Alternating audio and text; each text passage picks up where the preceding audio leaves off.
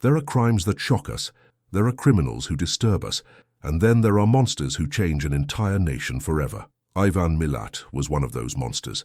Between 1989 and 1992, this Australian man transformed the country's highways into hunting grounds, turning the dream of adventure into an unimaginable nightmare for at least 7 young people whose only mistake was accepting a ride from a stranger. His story is not just about murders. It's about systematic cruelty, about a predator who perfected his methods over decades, and about families who still search for answers today, more than 3 decades later. Before we dive into this dark journey through one of Australia's most horrifying criminal cases, I want to know, where are you watching this from? Are you alone right now, or with someone? If this story impacts you the way it impacted me while researching it, leave a like on this video. It helps more people understand that evil doesn't always look like we imagine, and that awareness can save lives. Now let's begin. Ivan Robert Marco Milat was born on December 27, 1944, in Bossley Park, west of Sydney. He was the 5th of 14 children in a Croatian-Australian family that struggled with poverty, violence, and dysfunction. His father, Stjepan Marko Milat, was a Croatian immigrant known for his alcoholism and volatile temper. His mother, Margaret Elizabeth Piddleston, was Australian and ruled the household with strict discipline. But discipline wasn't enough to contain what was growing inside that home. The Milat family moved to Liverpool, New South Wales, where the children attended Catholic schools. But behind closed doors, something deeply disturbing was happening. The Milat boys grew up surrounded by weapons.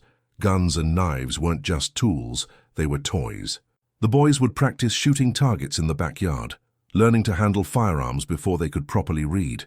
Ivan's siblings would later describe him as antisocial and psychopathic, even as a child. There were reports of him torturing animals with machetes, acts so disturbing that at 13 years old, he was sent away to a residential school. Think about that for a moment. A child so violent, so detached from empathy, that his own family couldn't control him. This wasn't just a troubled kid. This was a warning sign that everyone ignored.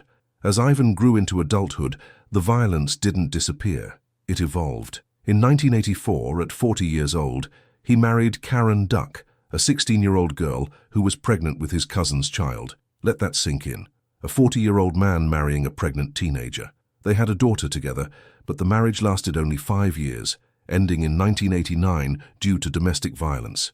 Karen would later describe Ivan as crazy about guns, recalling how he would kill kangaroos for sport, taking pleasure in the act of killing itself. The Milat family was plagued with criminality.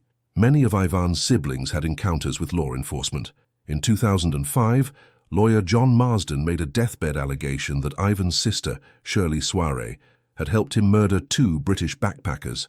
In 2012, Ivan's great-nephew Matthew Milat, along with his friend Cohen Klein, were convicted of murder in the same Belanglo State Forest where Ivan had buried his victims. The echo of Ivan's methods in a new generation was chilling proof that evil can run in families, that it can be learned and replicated. But before Ivan became known as the backpacker murderer, he had already shown authorities exactly who he was. They just didn't connect the dots until it was too late. Ivan's criminal record began early. At 17, he entered juvenile detention for theft. At 19, he was convicted of breaking into a shop.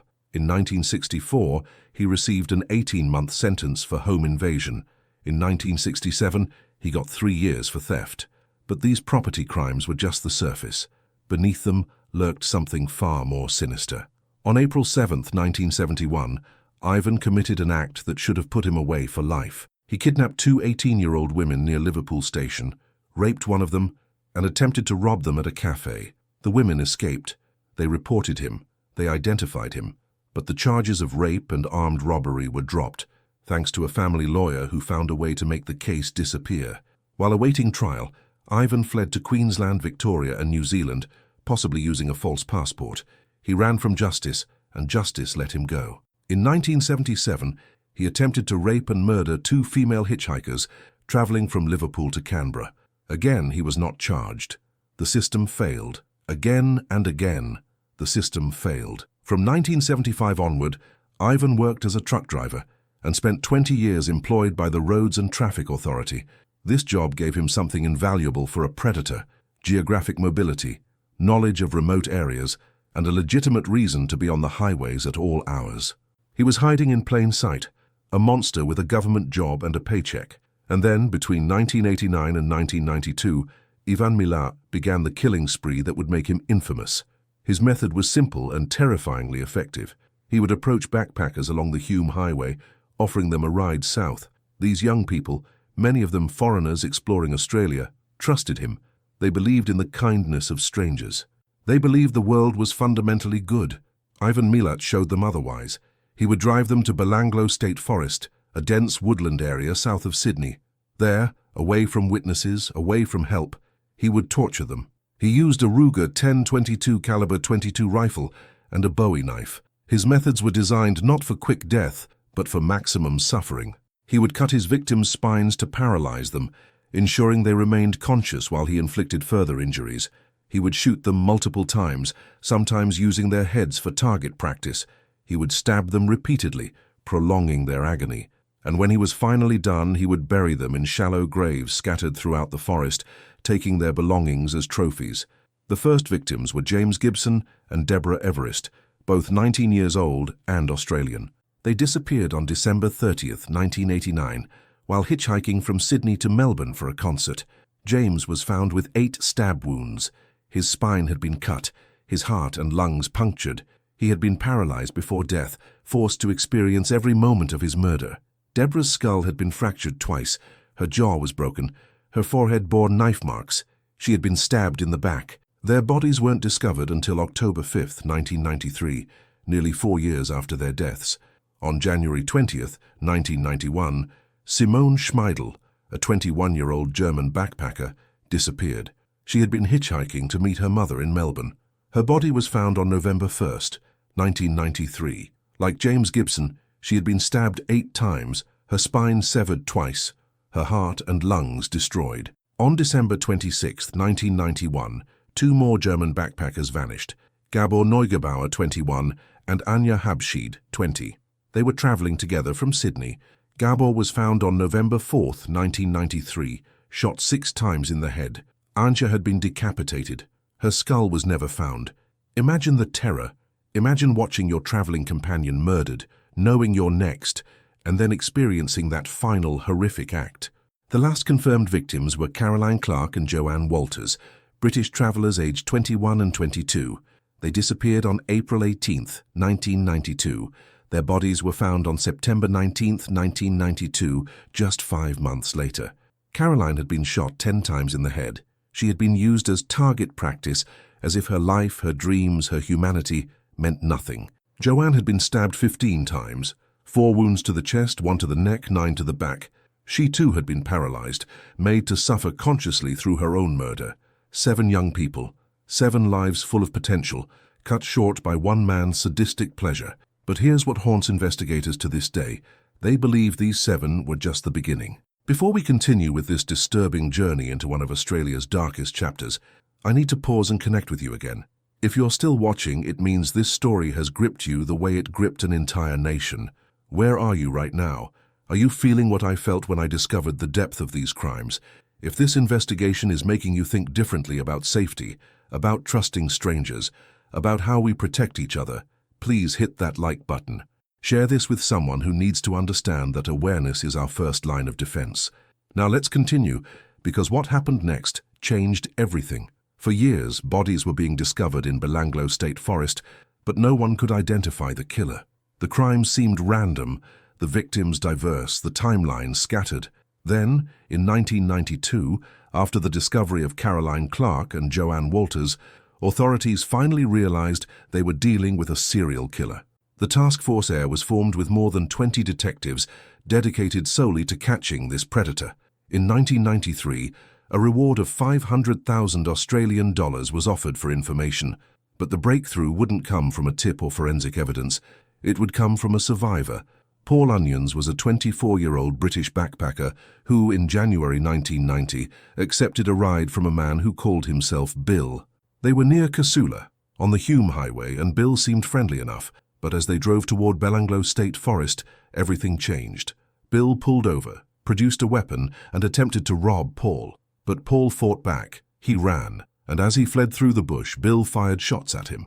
Miraculously, Paul escaped and flagged down a passing motorist who drove him to safety. Paul reported the incident to police, but at the time, without bodies, without a pattern, his report was filed away.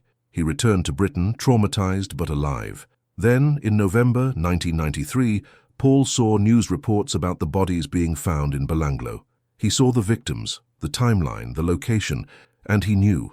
He contacted Australian authorities immediately. In May 1994, Paul Onions returned to Australia. Police showed him a photographic lineup. Without hesitation, Paul pointed to one face, Ivan Milat, the man who had called himself Bill, the man who had tried to kill him. Paul described the vehicle perfectly, a Nissan Patrol that Ivan had conveniently sold shortly after bodies began being discovered. On May 22, 1994, 50 police officers descended on Ivan Milat's home in Eagle Vale. They arrested him on charges of armed robbery and illegal weapons possession. What they found during the search would seal his fate forever. Hidden throughout Ivan's house were parts of the Ruger 22 rifle, the same type of weapon that had killed multiple victims. Ballistics would later confirm these were the exact bullets used in the murders. They found the Bowie knife. They found a Browning pistol. But most damning of all, they found trophies, clothing belonging to the victims, cameras, personal items that these young people had carried with them on their final journey.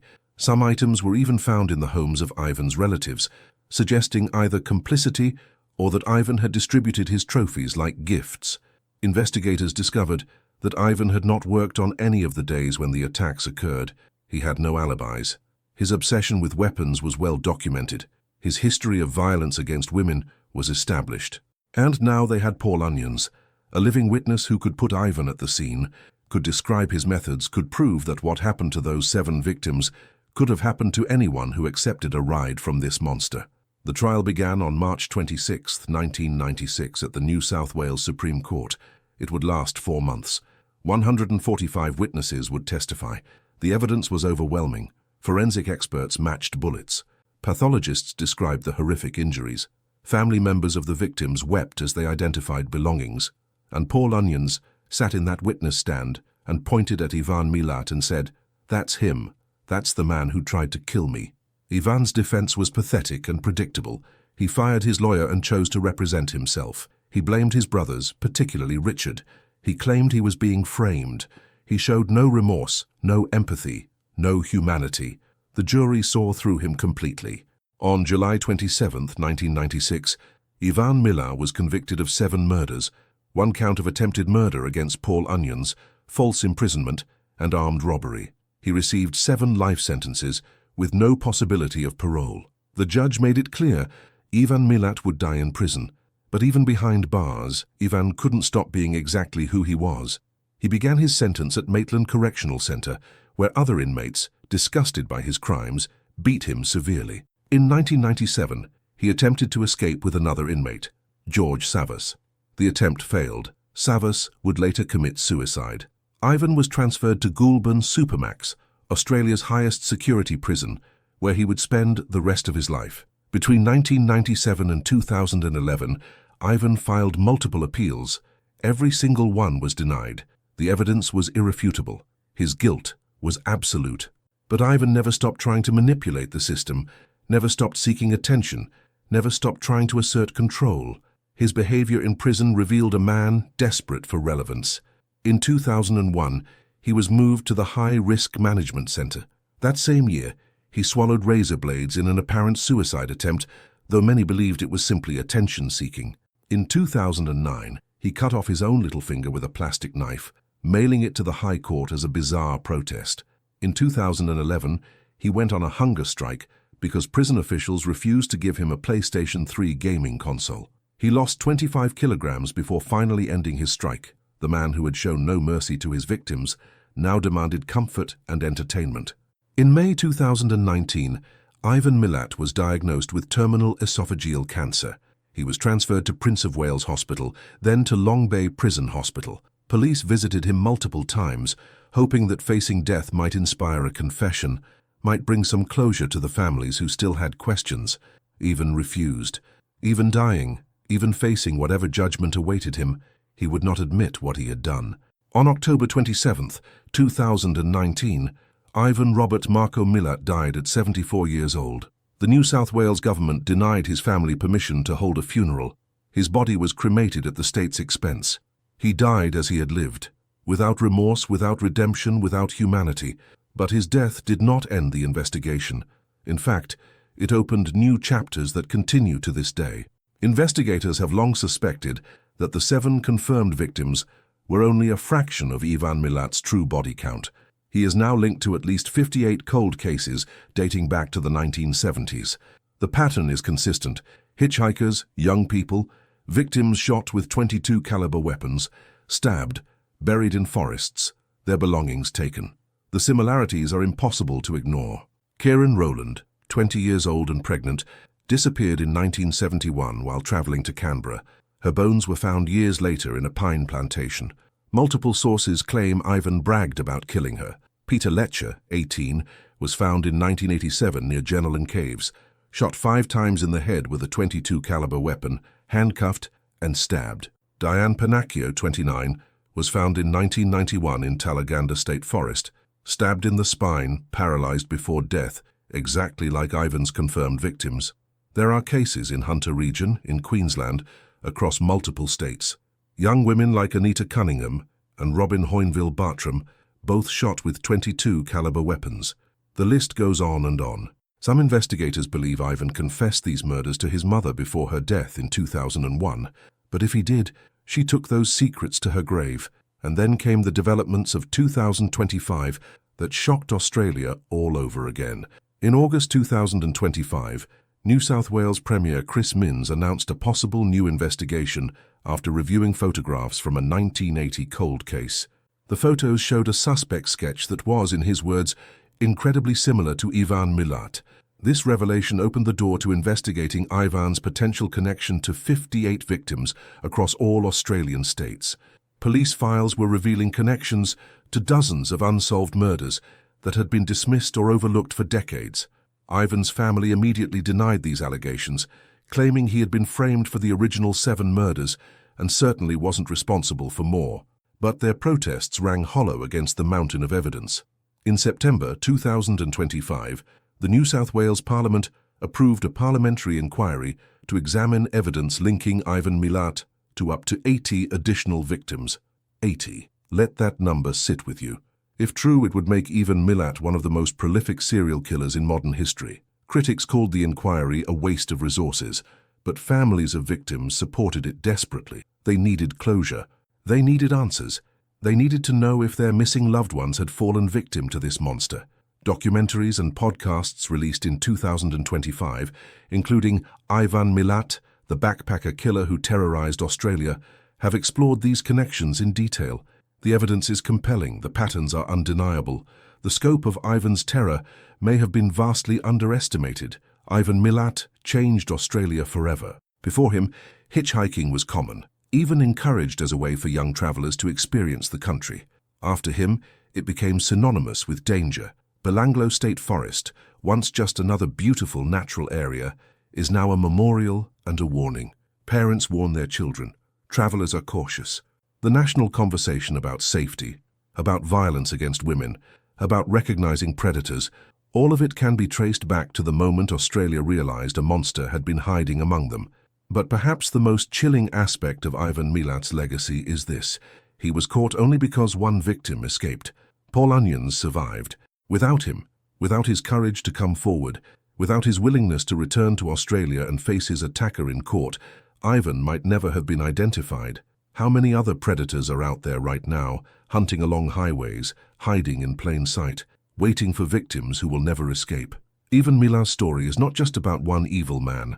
It's about systemic failures, about how many times he was arrested and released, about how many warnings were ignored.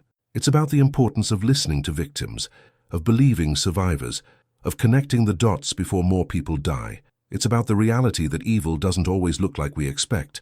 Ivan Milat had a job, a family, neighbors who thought he was just a regular guy. That's what makes his story so terrifying and so important to remember. The 7 confirmed victims, James Gibson, Deborah Everest, Simone Schmidl, Gabor Neugebauer, Anya Habshid, Caroline Clark, and Joanne Walters, deserve to be remembered as more than just statistics. They were real people with dreams, with families who loved them, with futures that were stolen. The potentially dozens of other victims deserve justice, deserve investigation, deserve to have their stories told. Ivan Milat terrorized Australia, but he did not defeat it. The country learned, changed, and became more vigilant. His crimes sparked reforms in how missing persons cases are handled, how serial crimes are investigated, how communities protect their vulnerable members. That's his legacy. Not fear, but awareness. Not defeat, but determination to prevent another monster from doing what he did. Evil exists. We cannot pretend otherwise, but neither can we let it win. We remember the victims. We honor the survivors. We stay alert. And we never forget that the price of safety is constant vigilance, because somewhere out there, on some lonely highway, another predator might be waiting. Our job is to make sure they never succeed again.